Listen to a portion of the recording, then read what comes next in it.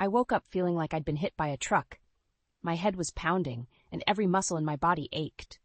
As I tried to sit up, a wave of nausea swept over me, and I collapsed back onto the bed, shivering uncontrollably.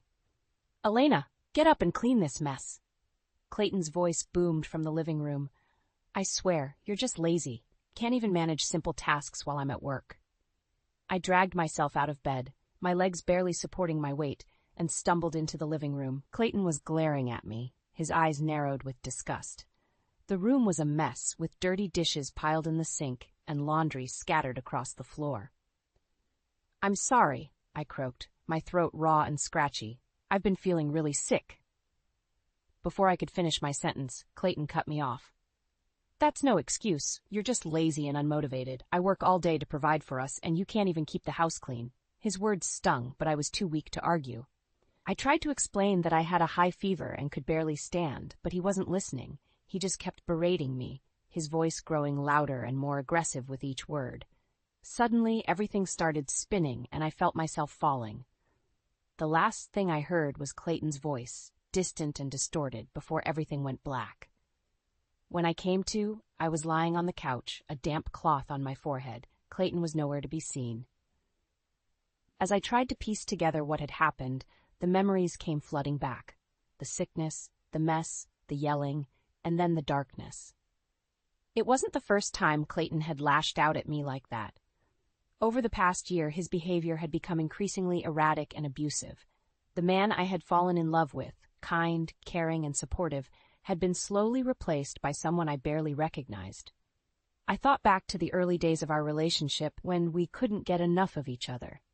We had met in college, and from the moment we locked eyes, it was like we were the only two people in the world. We were inseparable, spending every waking moment together, talking about our hopes and dreams for the future. After graduation, we got married, and everything seemed perfect. We had good jobs, a nice apartment, and a love that felt unbreakable. But then, slowly but surely, things started to change.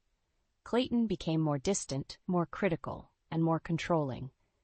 He would pick apart everything I did, finding fault in even the smallest tasks. Nothing was ever good enough for him. I tried to talk to him about it, but he always brushed it off or turned it around on me. "You're just too sensitive," he would say. "I'm only trying to help you improve." But it wasn't just the criticism. There was a darkness in him that I had never seen before, a rage that simmered just beneath the surface. He would lash out over the smallest things, and his words cut deeper than any knife. As I lay on the couch, my body aching and my heart heavy, I knew that something had to change. I couldn't keep living like this, walking on eggshells, afraid of the next outburst. I had to find a way out, before it was too late. After my fainting spell, I couldn't stop thinking about how my life had taken such a dark turn. As I recovered in bed, memories of the early days with Clayton flooded my mind. The laughter, the joy, the unwavering support we had for each other. But those golden moments seemed like a lifetime ago, tarnished by the harsh reality of who he had become. I remembered the first time I saw a glimpse of his true nature. It was a few months after our wedding, and we were having a small get-together with friends. Clayton got into a heated argument with one of the guys over some trivial matter, and his face contorted into an expression of pure rage. His eyes were wild, his veins bulging, and for a moment I didn't even recognize him. After our friends left, I tried to talk to him about it, but he brushed it off as nothing. "Don't be so sensitive," he said, dismissing my concerns with a wave of his hand. But the incidents kept happening, and the mask he wore began to slip more and more. The verbal jabs became more frequent, the criticisms more biting. He would find fault in everything I did, no matter how hard I tried. One evening, as I was cooking dinner, he came up behind me and started berating me for the way I was chopping the vegetables. "Can't you do anything right?" he spat, his words dripping with venom. I was so taken aback that I dropped the knife, narrowly missing my foot. Clayton just laughed, as if it were all some big joke. That's when I remembered the warning signs I had ignored from his ex-girlfriend, Emily. She had tried to tell me about his volatile temper and controlling behavior, but I brushed it off, convinced that he had changed. "He's not the same person he was with me," I had told her, my voice brimming with naive optimism. But Emily saw through his facade.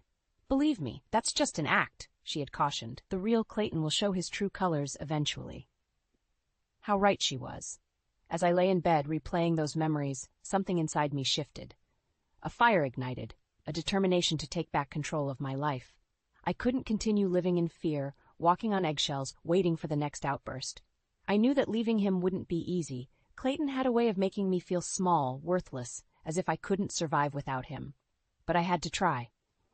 For my own sanity, for my own safety, I had to break free from his toxic grip. From that moment on, I started documenting everything. Every insult, every criticism, every act of aggression, no matter how small. I kept a detailed journal, recording dates, times, and specific incidents, building a case against him. Whenever he berated me for not doing enough around the house, I would calmly remind him that I worked just as many hours as he did. When he accused me of being lazy or unmotivated, I would list out all the tasks I had accomplished that day, refusing to let him diminish my efforts. It was a daily battle, but I was determined to stand my ground. I started making plans, researching my options, and reaching out to friends and family for support. I knew that leaving him wouldn't be easy, but I was ready to face whatever challenges lay ahead. As I looked back on the person I had become, meek, submissive, a shell of my former self, I felt a surge of resolve. No more. I was done being a victim. It was time to take back control and reclaim the life that was rightfully mine. The days that followed were a constant battle, a tug-of-war between my newfound determination and Clayton's relentless belittling. Every morning I would wake up with a sense of dread, wondering what fresh hell awaited me. Despite working long shifts at the hospital, I was still expected to maintain a spotless home and have dinner ready the moment Clayton walked through the door. If anything was out of place or not up to his impossible standards, the verbal onslaught would begin. "What have you been doing all day?" he would snarl, kicking off his shoes and leaving them in the middle of the living room floor. "This place is a pigsty." I would calmly explain that I had just finished a 12-hour shift, but he would dismiss my explanations with a wave of his hand. "Excuses, excuses. That's all I ever hear from you." No matter how hard I tried, it was never enough for him. The laundry wasn't folded to his liking, the dishes weren't cleaned properly, the floors weren't shining bright enough. He would nitpick and criticize every little thing, his voice dripping with contempt. One evening, after a particularly grueling day at the hospital, I came home to find Clayton pacing around the living room, his face flushed with anger. "Where the hell have you been?" he spat as soon as I walked through the door. "I told you, I had to work late," I replied, too exhausted to argue. "There was an emergency, and we were short-staffed." "Oh, that's convenient," he sneered. "You're always working late, aren't you? Or are you just out gallivanting with other men?" I couldn't believe what I was hearing. "Clayton, that's not fair. You know I would never." Before I could finish, he cut me off with a harsh slap across the face. The force of the blow knocked me backwards, and I stumbled, clutching my stinging cheek. "Don't you dare talk back to me," he roared, his eyes wild with rage. "I'm the one who brings home the money, and you ungrateful bitch better show some respect." I stood there, stunned, tears streaming down my face. This wasn't the first time he had hit me, but it never got any easier. Each blow chipped away at my self-worth, leaving me feeling smaller and more worthless than before. As Clayton stormed off to the bedroom, slamming the door behind him, I sank to the floor, my body shaking with sobs. I knew I had to get out, but the thought of leaving filled me with terror. Where would I go? How would I support myself? But then I remembered the journal I had been keeping, the meticulous documentation of every insult, every slap, every degrading remark. I had evidence, proof of the hell I had been living in. With renewed determination, I picked myself up off the floor and made my way to the kitchen. I grabbed a bag of frozen peas from the freezer and held it against my throbbing cheek, wincing at the pain. As I sat there, icing my bruised face, a plan began to form in my mind. I couldn't leave, not yet. I needed more evidence, more ammunition to use against him. But this time, it wouldn't just be written words on a page. This time, I needed something more concrete, something undeniable. From that night on, I started secretly recording our interactions, capturing Clayton's explosive outbursts and vicious insults on my phone. Every time he raised his voice or his hand, I would hit record, my heart pounding in my chest. It was a dangerous game, but I was tired of living in fear. I was done being a victim. This time, I was going to fight back, and I was going to win. It was supposed to be a happy occasion, a family dinner to celebrate my younger brother's new job. But Clayton, as usual, found a way to turn it into a nightmare. From the moment we arrived at the restaurant, he was in a foul mood, snapping at the hostess and glaring at anyone who dared to make eye contact with him. I tried to diffuse the tension with small talk and forced smiles, but the dark cloud hanging over us was impossible to ignore. "So, Jake," Clayton said, turning his attention to my brother with a condescending smirk, "what kind of job did you manage to get? Flipping burgers, I assume?" Jake bristled at the insult, but he kept his cool. "Actually, I landed a position at a software company. Entry level, but it's a foot in the door." "Well, isn't that precious?" Clayton sneered, taking a swig of his beer. "Maybe one day you'll be able to afford a real job like mine." I could see the hurt flashing across Jake's face, but he remained composed. "I'm just grateful for the opportunity," he said evenly, "and I'm excited to see where it leads." Clayton let out a derisive snort, his lip curling with disdain. "If you're not careful, you'll end up like your sister, stuck in a dead-end job, slaving away for peanuts." That was the final straw. I had sat idly by, letting Clayton belittle and berate me for far too long, but I couldn't let him talk about my career, my passion, like that. "Excuse me?" I snapped, my voice trembling with anger. "I'm a nurse, Clayton. I save lives every single day. How dare you act like what I do is worthless?" For a moment, Clayton looked taken aback, as if he couldn't believe I had the audacity to talk back to him. Then his face contorted into a mask of rage, his eyes narrowing dangerously. "Watch your tone with me, woman," he growled, leaning across the table. "Or do you need another lesson in respect?" The threat was clear, and a chill ran down my spine. I opened my mouth to respond, but Jake beat me to it. "Don't talk to her like that," he said, his voice low and steady. "She's your wife, not your punching bag." Clayton whipped his head around, his gaze settling on my brother like a laser sight. "This is none of your business, kid. Stay out of it before you get hurt." But Jake refused to back down. "It is my business when you're treating my sister like garbage." The tension in the air was palpable, thick enough to cut with a knife. Clayton's face was flushed with fury, his nostrils flaring as he struggled to control his temper. "Let's go," he snarled, tossing a handful of bills onto the table. "This dinner is over." As we left the restaurant, Jake pulled me aside, his eyes filled with concern. "Elena, what's going on?" he asked, his voice hushed. "That's not how a husband should treat his wife." I opened my mouth to brush it off, to make excuses for Clayton's behavior like I always did. But something in Jake's gaze stopped me. For the first time, I saw the situation through his eyes, the constant belittling, the veiled threats, the simmering violence just beneath the surface. And in that moment, I knew I couldn't keep living like this. "It's complicated," I said, my voice wavering.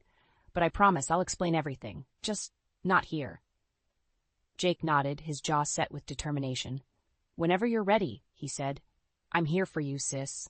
No matter what." As we drove home in tense silence, Clayton seething in the front seat while Jake and I exchanged worried glances in the back, I knew that the time for secrets was over. If I was going to get out of this nightmare, I needed all the help I could get. And who better to have in my corner than the one person who had been looking out for me since the day I was born?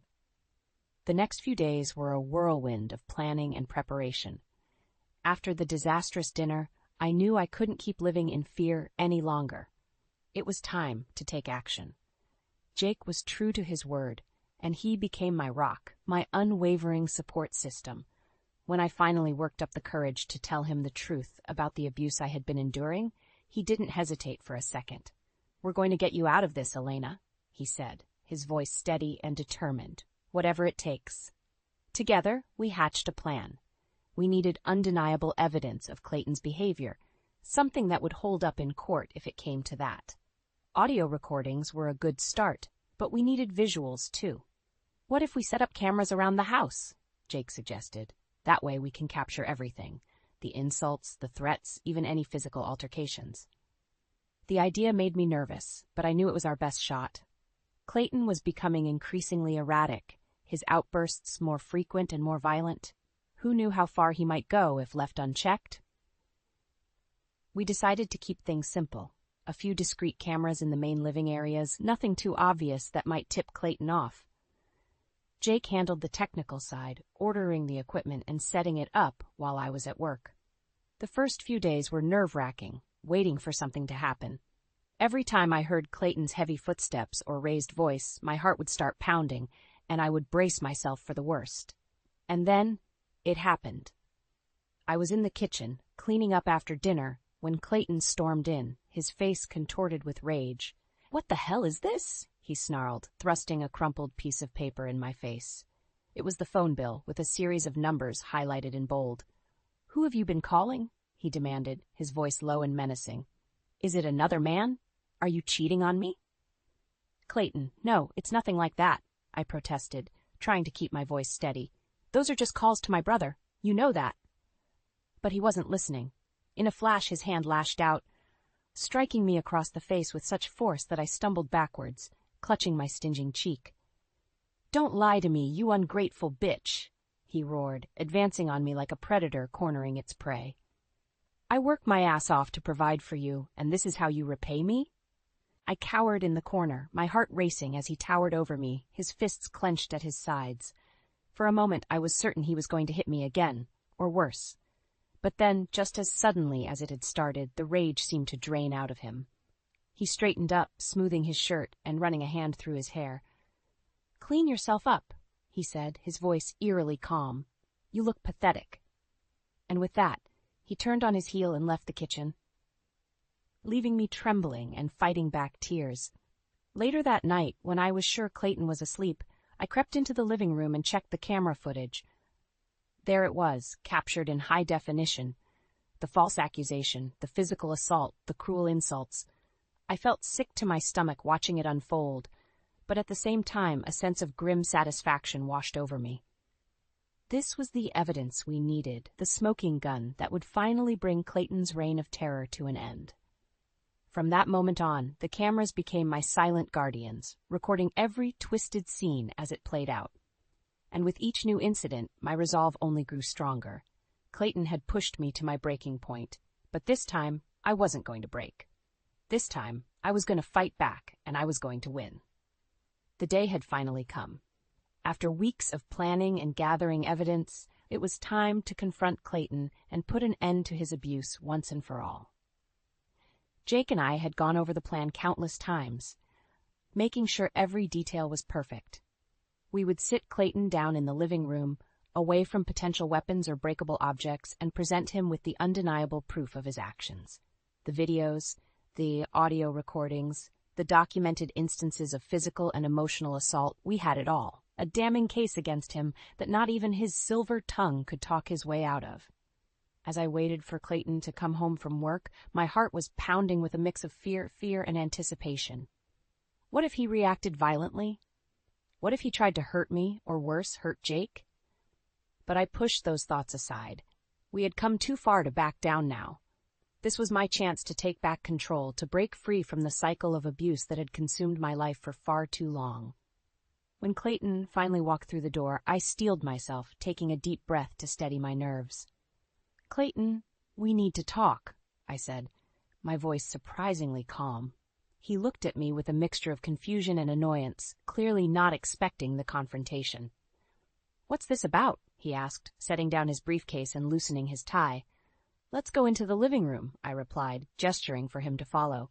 He rolled his eyes but complied, sinking onto the couch with a heavy sigh. "All right, let's get this over with," he grumbled. That's when Jake emerged from the hallway, a grim expression on his face. Clayton's eyes narrowed as he took in the unexpected presence of my brother.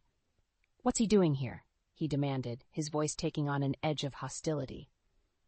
Before I could respond, Jake spoke up. "We know what you've been doing, Clayton," he said, his tone firm and unwavering.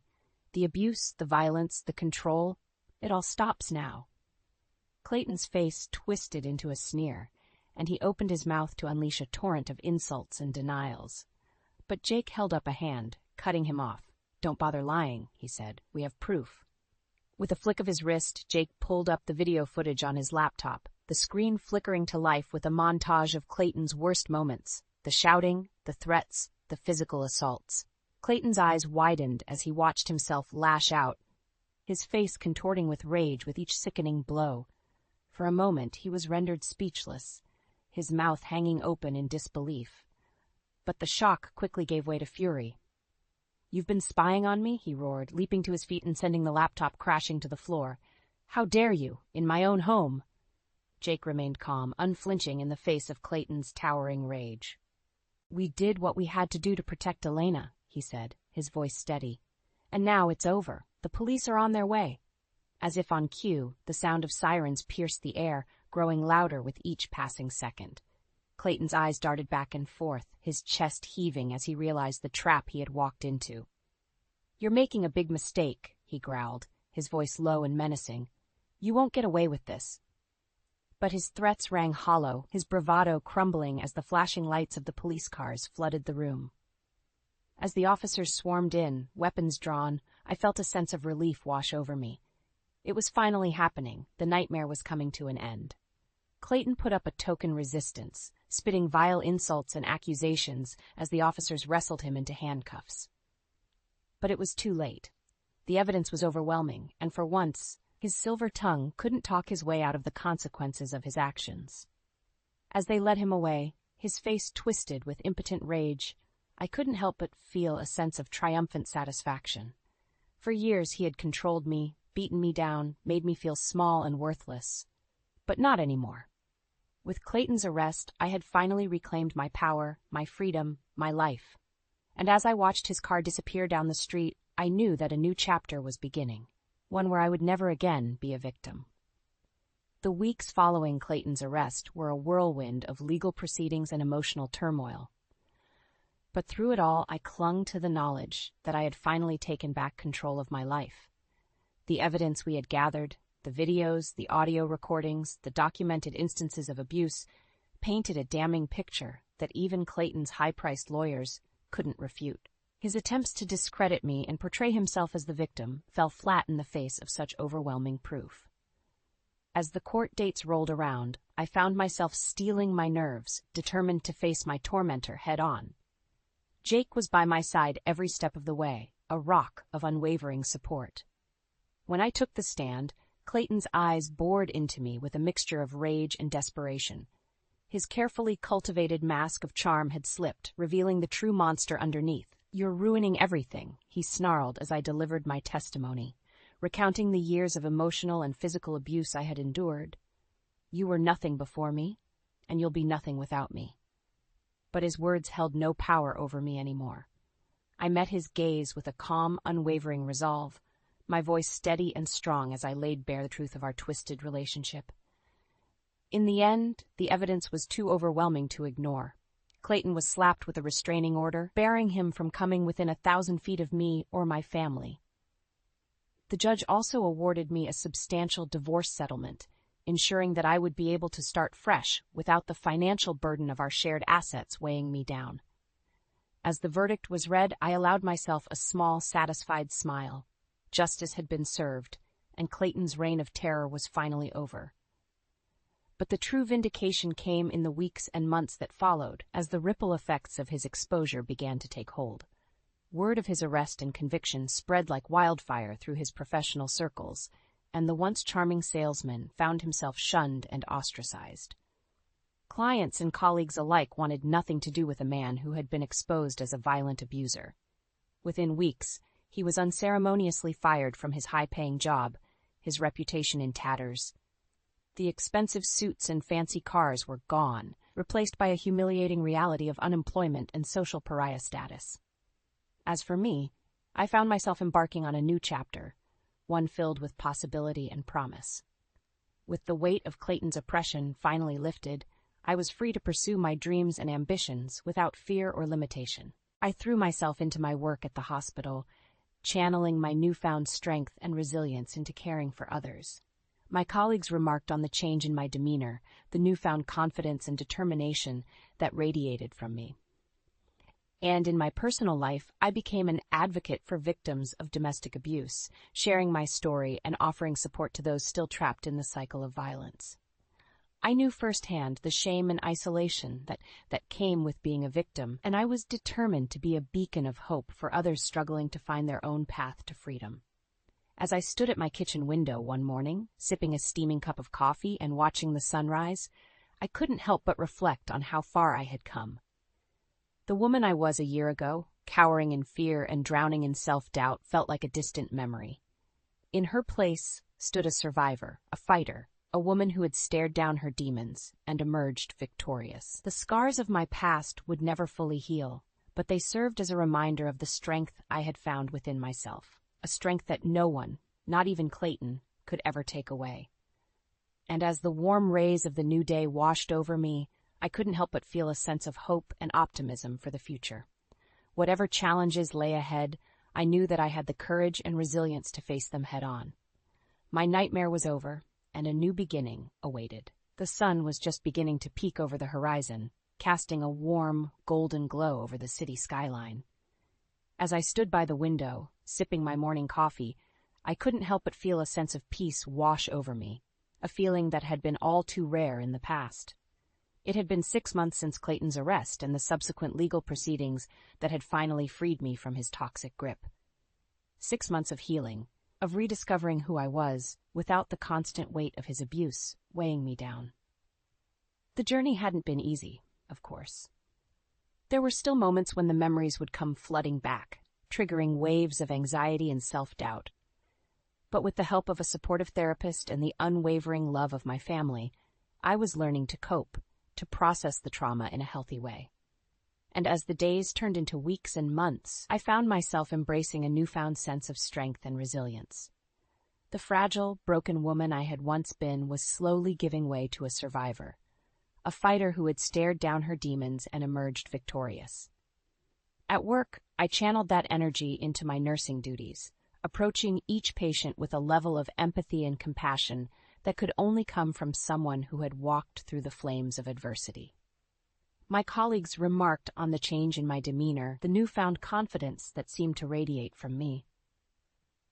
"You're like a different person," one of the nurses remarked over coffee one day. "It's like a weight has been lifted off your shoulders." I couldn't help but smile, thinking back to the dark days when that weight had felt suffocating, crushing me beneath its oppressive force. "You have no idea," I replied, taking a sip of my coffee and allowing the warmth to spread through me. Outside of work, I had become an advocate for victims of domestic abuse, sharing my story and offering support to those still trapped in the cycle of violence. I knew firsthand the shame and isolation that came with being a victim, and I was determined to be a beacon of hope for others struggling to find their own path to freedom. Speaking at support groups and shelters, I would recount my own experiences, pulling no punches in my descriptions of Clayton's cruelty and the emotional turmoil I had endured. But I would also emphasize the importance of staying strong, of never losing sight of one's self-worth in the face of such abuse. "You are not defined by what was done to you," I would tell them, my voice ringing with conviction. "You are a survivor, a warrior, and you have the strength within you to break free." And as I looked out over the faces of those brave souls, their eyes shining with a mixture of pain and hope, I knew that my words were making a difference. They saw in me a living embodiment of what was possible, a woman who had clawed her way out of the darkness and reclaimed her life. Of course, there were still moments when the shadows of my past would creep in, threatening to overwhelm me. But I had learned to confront those demons head-on, to draw strength from the battles I had already won. I would think back to that fateful day when Clayton was led away in handcuffs, his once intimidating presence reduced to a pitiful, impotent rage.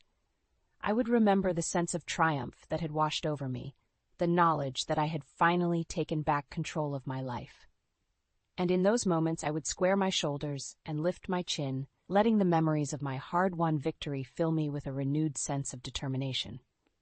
Because even though the scars of my past would never fully heal, they served as a reminder of the strength I had found within myself, a strength that no one, not even Clayton, could ever take away.